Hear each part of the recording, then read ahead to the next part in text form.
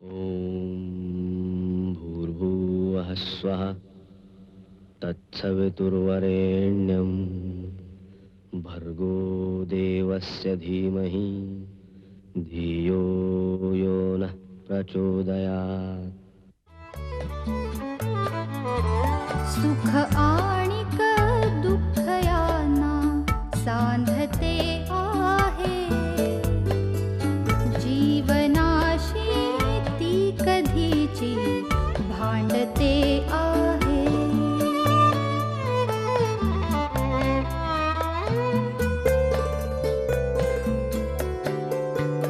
दोन डोळ्यांनी मुक्याने बोलताना ती वेगळे काहीतरी बघ सांगते आहे.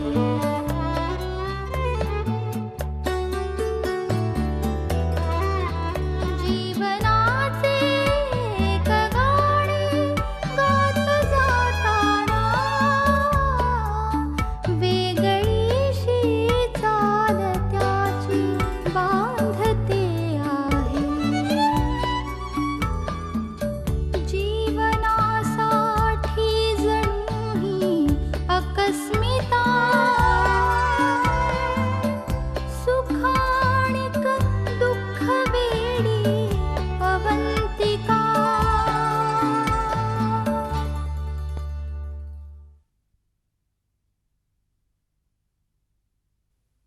नेमकी कशी काय मैथिली आतमध्ये होते ते गावांतिकानं मुद्दामून केलं.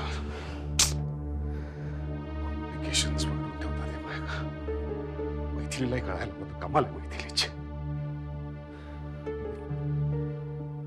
सौरभ,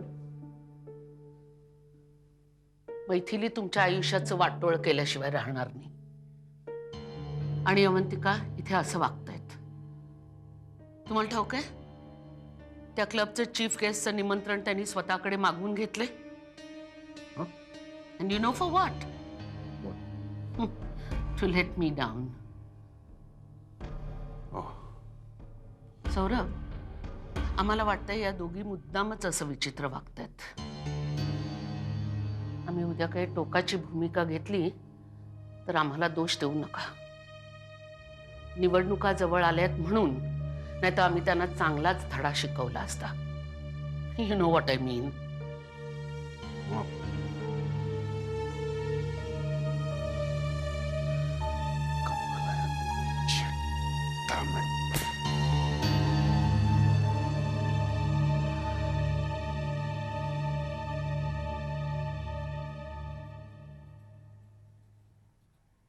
तेजू, अरे काय हे, झोपायची वेळ झाली, अजून होमवर्क कंप्लीट नाहीये.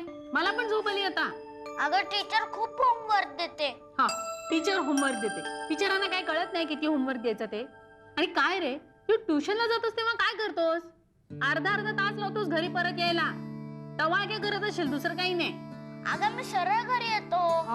मी काय तुला आज ओळखतीये? चल आटप लवकर.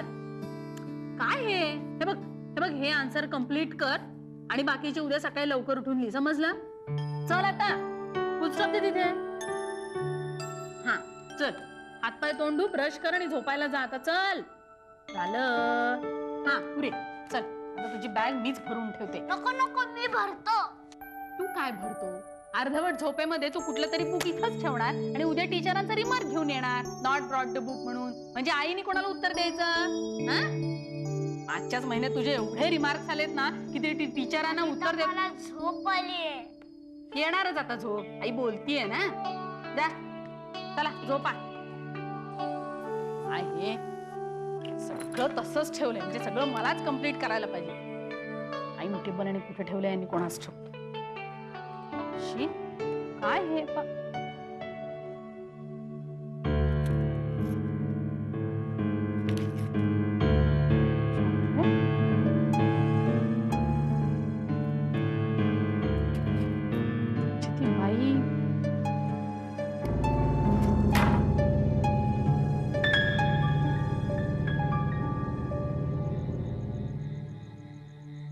प्रॉब्लेम. खरंच मोठा प्रॉब्लेम. काय करावं काही कळत नाही. मला तर काही सुचतच नाही. काय झालंय काय या मुलीला? अरे सलील, ती जरा इमोशनल आहे. जरा नाही, फार. अरे मी तिला किती वर्णन करून सांगितलं, पण तिला ह्या कशामध्ये अजिबात इंटरेस्ट नाही. अरे पहिल्यापासून कधी तिने चांगले कपडे घातले नाही, कधी एक्सपेन्सिव्ह शॉपिंग केलं नाही. पार्टीचं तर सोडाच. जेव्हा बघावं ना तेव्हा ती आपली घरामध्ये पुस्तकात डोकं खुपसून बसलेली आहे. पण आई ती वाटते तितकी साधी नाही, म्हणजे असं वाटत तरी नाही. पण मला एक कळत नाही, समजा ती उद्या नाही आली माझ्यावर राहायला नवीन बंगल्यात, मी एकटं कसं राहू? सलील, आपण काहीतरी आयडिया करूया. खरंच. आई, मला काय वाटतं, तुम्हीच एखादी आयडिया शोधून काढा ना. नाही, तुम्हाला चांगले आयडिया सुचतात म्हणून म्हटलं. मी मला नाही काही सुचत आहे आता अजिबात. मला काय वाटतं आई, म्हणजे सांगताना मला खूप ऑकवर्ड वाटतंय, पण समजा तुम्ही आजारी असल्याचं नाटक केलं तर. म्हणजे तुम्हाला बरं नाही असं तुम्ही दाखवायचं. मला बरं नाही असं कळलं ना तर रीमा इतकी पाघळते आणि पटकन मला भेटायला येते. म्हणून तर मी चालेल, असंच करा तुम्ही. मी एक काम करतो, मी तिला घरी जाऊन सांगेनच, पण तुम्ही तिला फोन करा. बर. मी तिला सांगतो की डॉक्टरांनी सांगितलं की व्यवस्थित सगळे औषध पाणी करा, नीट त्यांच्याकडे लक्ष द्या, त्यांची काळजी घ्या, आणि कुठल्याही परिस्थितीत त्यांना एकटं सोडू नका. काय कधी काय वेळ सांगता येत नाही ना.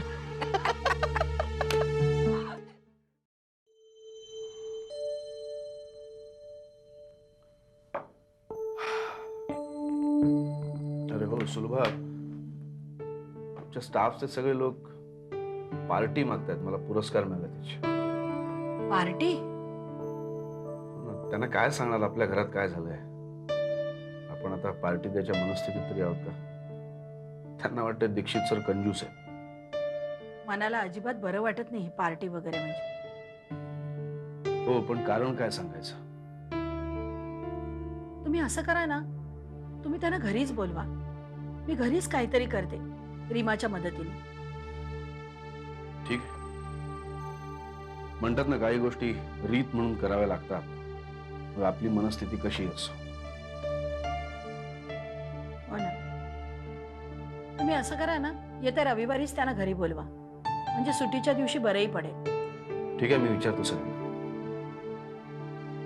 रीमा, अगं या रविवारी काही कार्यक्रम ठेवू नका. काय आहे, बाबांची काही मित्रमंडळी घरी यायची, तुझी मदत लागेल ना मला.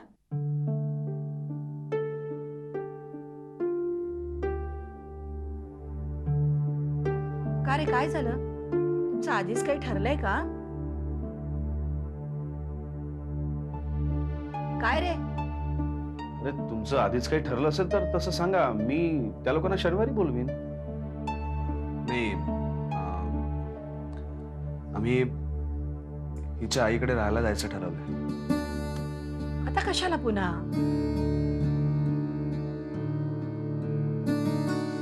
म्हणजे हिच्या आईच्या नवीन बंगल्यात राहायचं ठरवलंय. म्हणजे अगं मी तुम्हाला म्हणलं नव्हतं का की साईट जवळ पडते खूप. ठीक आहे, ठीक आहे, जातो. मी रविवारी येईन ना मदतीला. नाही, काही गरज नाहीये, मी करीत सगळं. जा तुम्ही, खरंच जा.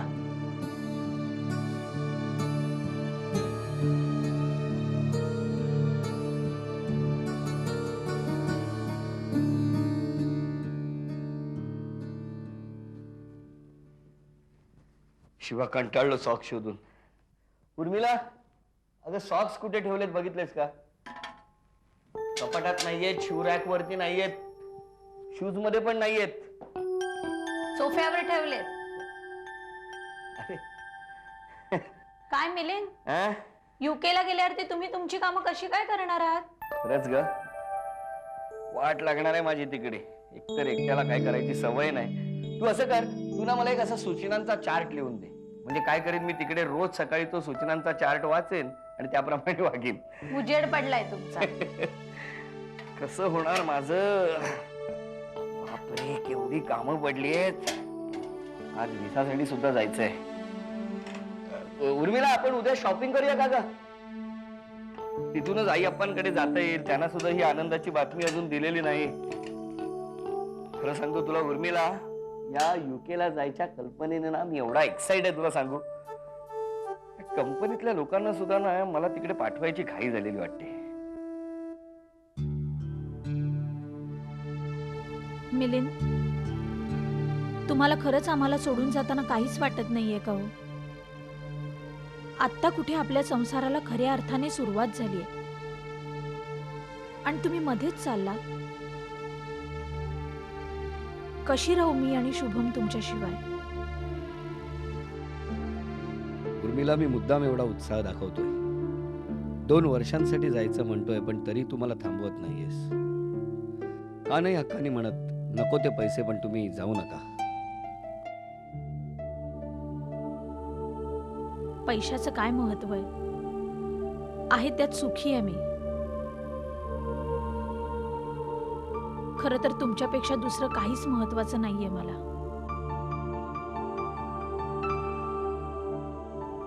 अगं, मी तुझ्याशिवाय, शुभम शिवाय कसा राहू शकेन? मिलिंद,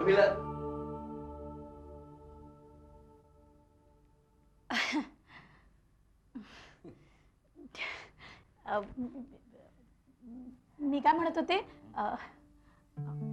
निदान आज तरी ऑफिस मधून लवकर घरी परत या, म्हणजे शॉपिंगला जाता येईल.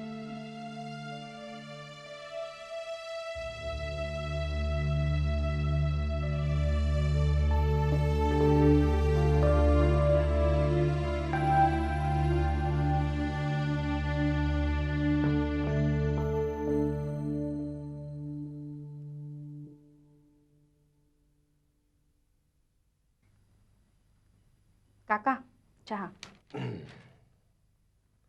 बैस.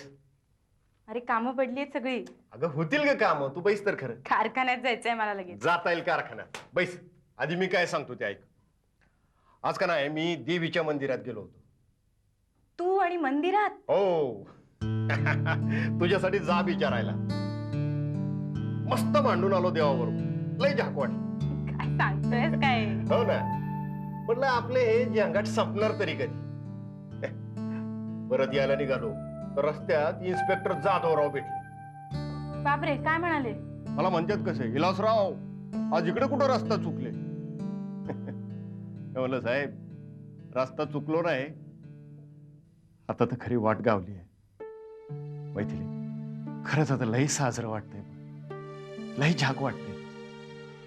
कसलं टेन्शन नाही, कसली मारामारी नाही, दानादान नाही, पोलिसाचं टेन्शन नाही. आपला कारखाना बारा की आपण. खरंच माहिती, त्या दिवशी तुम्हाला थांबवलं नसतंच ना तर मी तसाच राहिलो असतो. काका, अरे तुझ्या असण्याने मला फायदा होतो, कोणाची मला त्रास देण्याची हिंमत होत नाही. मैथिली, खरं सांगू, आता वाटतं हे शानपण आधी सुचलं असतं तर ही वेळ कशाला आली असती. अरे मोठा काका म्हणून 4 चांगल्या गोष्टी तुला सांगितल्या असत्या तर किती बरं झालं असतं. मैथिली,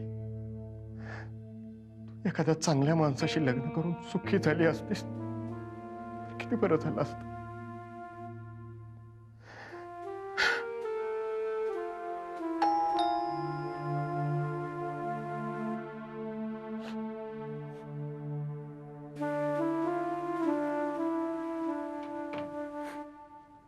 मॅनेजर साहेब, तुम्ही? नमस्कार. नमस्कार. या ना, या या. मैथिली, अगं मॅनेजर साहेब आले. ही फुलं माझ्यासाठी ना? हो, तुमच्यासाठीच. काय गामजा करताय, थट्टा करताय काय राव आमची? नाही. घे बाबा, तुझ्यासाठी आणलेली फुलं आहेत. याची काय गरज होती? नाही, असंच वाटलं म्हणून. वाटलं म्हणून? मॅनेजर साहेब, माणसाने वाटल ते करू नये, पण जे वाटल मनाला पटल ते नक्की करून टाका. काय बरोबर बोललात. मयूला आवडलीत का सॉफ्ट टॉईज? हो, खूप आवडली. ती मुलं तर इतकी खुश होती. मयू तर म्हणाली की आंटींना का नाही बोलवलं पार्टीला. अरे मग बोलवायचं की, आम्ही बी आलो असतो केक खायला. आहे का नाही? नाही, आला असतात तर खरंच बरं झालं असतं, कारण मयूला खूप आनंद झाला असता. तिला टॉईज आवडलेत ना, बस. हो, हे त्या टॉईसचे पैसे. त्या मोठ्या टेडी बेअरचे किती झाले ते सांगितलं नाहीत तुम्ही. हे बघा, ऑर्डरचे पैसे मी घेतले, पण मयूला ते टेडी बिअर माझ्याकडनं गिफ्ट सांगा. हो, पण ते खूपच एक्सपेन्सिव्ह होतं ना. नो. So what. आणि हो, मयूला सांगा शनिवारी तिची शाळा लवकर सुटणार असेल तर घरी ये, मी तिला फॅक्टरी दाखवायला घेऊन जाईन. So nice of you. तुम्ही बोलत बसा, मी छाक चहा करतो आपल्यासाठी. तुम्ही नको, म्हणजे खरंच अहो नको. जमतं मला, विचारा मैथिलीला. नाही, त्या अर्थी नाही, पण कशाला उगाच. नाही नाही नाही. आता नाही बिया अजिबात नाही. आज तुम्हाला चहा घ्यावाच लागेल. बसा तुम्ही बोलत बसा.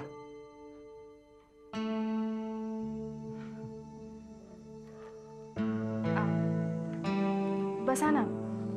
हो, या ना, तुम्ही पण बसा.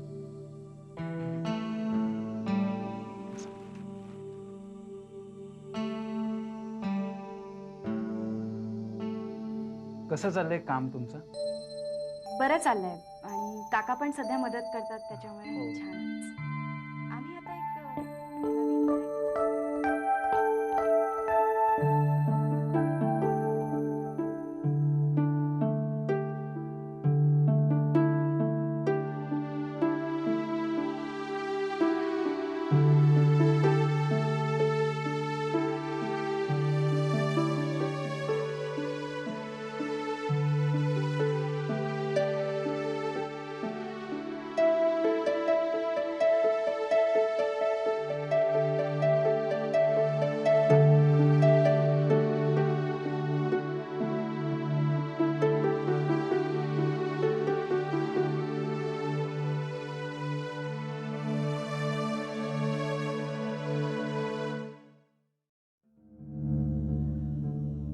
कधी कधी असं होतं ना की सगळ्याच गोष्टी आपल्या विरोधात घडतात.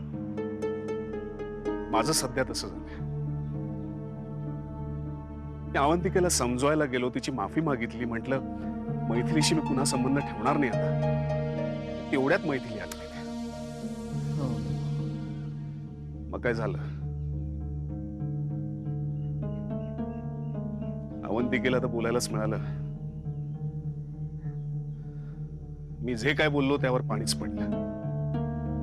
तिला साहजिक वाटणारच ना की माझं आणि मैथिलीचं अजून आहे म्हणून. सगळंच कठीण होऊन बसलंय. त्यात आता निखिल.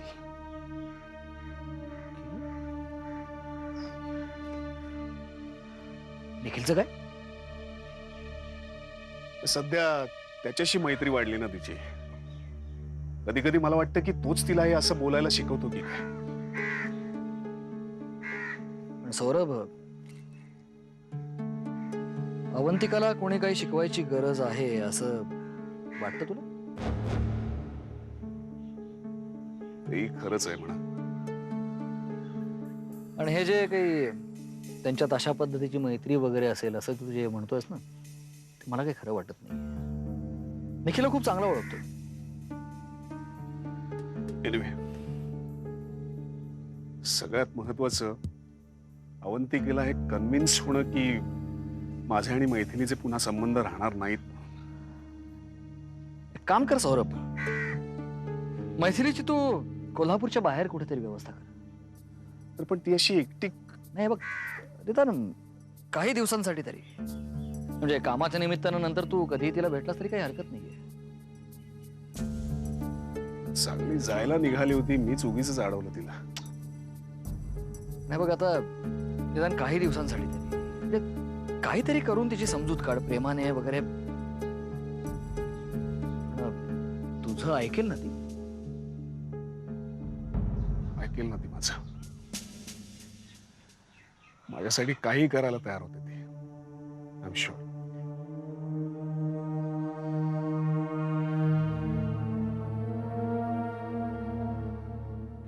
साधना साधना नको ना म्हणून, आई म्हण ना. नाही, पण मी आता जातो. अरे थांब ना थोडा वेळ. बर, मी थांबेन, पण तू मला पैसे दे. तेजस, बर, तुला पैसे नसतील देते तर मी जातो. तेजस थांब. आणि कशाला हवेत रे तुला पैसे? मग मी तुला भेटणार नाही. बर, मी देते पैसे.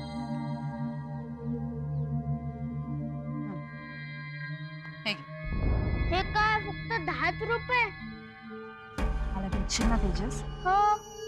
तेजस काय हे काय चाललंय? किती वेळा सांगितलं मी तुला या बाईला भेटायचं नाही म्हणून, तरी तिच्याशी भेटतोस, तिच्याशी चॉकलेट घेतोस, पैसे पण घेतोस. तुला लाज नाही वाटत? हा? का मारताय त्याला? Shut up. तुझ्या विरुद्ध तर मी पोलीस कंप्लेंटच करणार आहे आता. चल सोड. काय सोड? चल. हो, काय करताय तुम्ही? काय अमानुषपणा आहे हा? तू इथून चालायला लागा. हे पैसे तुझे घे. चालायला लाग इथून. आणि हे मोठी मला शिकवणारी. चल रे. पण तेजस, नाव घ्यायचं नाही त्याचा. अजिबात नाव घ्यायचं नाही सांगते. चल, फक्त तुझ्याकडे मी आता. जा.